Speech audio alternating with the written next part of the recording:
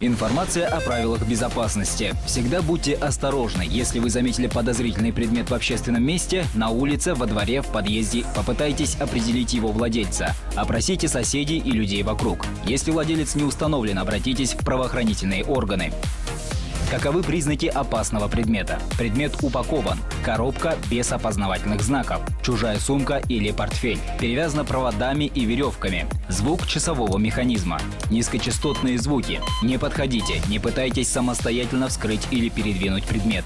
Не используйте стоя рядом телефон или другие электронные устройства. Это может представлять опасность для вас и для окружающих. Если возникла угроза взрыва, сохраняйте спокойствие во время эвакуации. Не забудьте одеться в соответствии с погодой. Не забудьте взять документы и ценные вещи, а также выключить в доме коммунальные устройства – газ, электричество, воду.